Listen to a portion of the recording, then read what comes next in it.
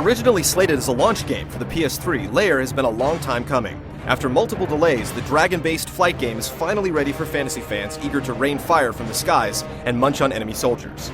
But is this the thrilling masterpiece players have been waiting for? Or has this beast bitten off more than it can chew?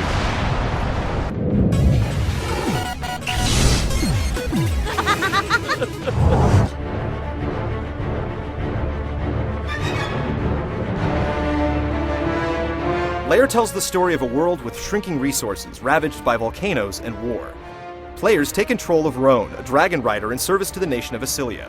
After several battles between the Asylians and the Mokai, the two sides sit down to discuss peace. However, religious zealots in the Asylian leadership murder the negotiators to continue the war, leaving Rohn to question what he's really fighting for.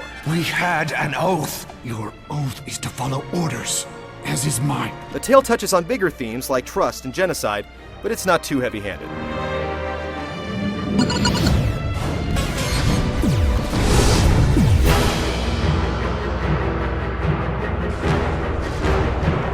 Developed by Factor 5, the same company that made the Rogue Squadron series on the N64 and GameCube, elements of Lair look very similar to anyone that's played the company's previous games. The 15 missions feature crowded environments with multiple objects that are given to you on the fly.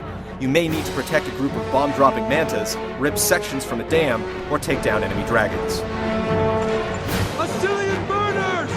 Asylian burners! Over the ridge! Most objectives are introduced by brief cinematics that establish key enemies or locations, but the scenes cut in a bit too often, frequently interrupting the gameplay to show something as simple as a lost ship or a crumbling bridge.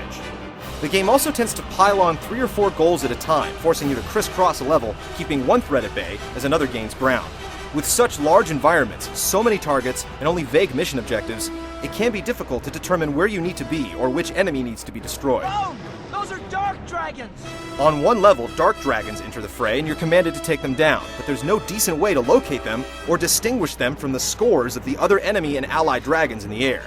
The game lacks a radar display, replacing it with a simple arrow that often disappears when you need it most. Dragon Vision offers minimal help by highlighting enemy forces, but even that function doesn't identify every target on screen.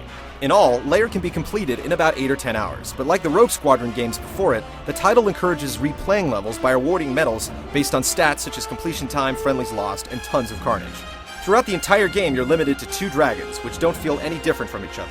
More steeds are unlockable, but you have to complete the game before you even gain access to the stables. There are also unlockable extras like music tracks, a behind-the-scenes documentary, and photos of Factor 5 employees having a picnic.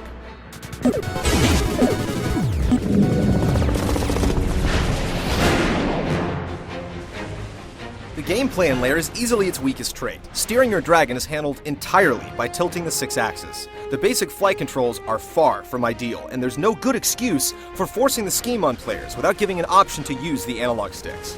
To make matters worse, 180-degree turns don't fare well at all. To turn around, you have to quickly pull the controller upwards, but attempts at the technique fail more often than not, with the motion either not registering at all or being confused for the boost input, which also requires a quick shake. Flying across the map is also a pain since you have to constantly tap the X button to keep your dragon at top speed. Combat in the game holds some variety. You can blast out large, powerful fireballs, fire rapidly for weaker shots, or hold the button to release streams of flames. The L1 and R1 buttons are used to lock onto enemies, but it's practically worthless. The reticle almost always locks onto the wrong target, and it moves from one creature to the next almost randomly. Engaging other dragons often results in fierce battles, which will have you clawing, biting, and burning your way to victory. Other times, you'll launch into a scene that's seemingly inspired by Hollywood car chases. 2 dragons fly alongside one another, and you have to line yourself up and jerk the controller to the left or the right to ram your opponent. The most cinematic dragon-to-dragon conflicts are called takedowns. When the takedown icon appears, you can begin the attack, initiating a series of on-screen commands that result in some of the coolest sequences in the game.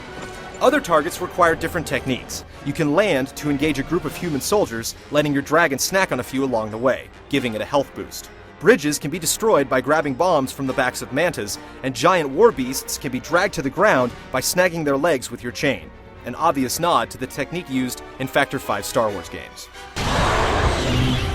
Making matters worse, Lair's motion controls include the use of excessive waggle. To kill rhinos or rip apart structures, you have to latch onto them and vigorously pump the controller up and down until they're destroyed. It's an annoying technique, and in general, Lair's gameplay comes off as imprecise, confusing, and downright archaic.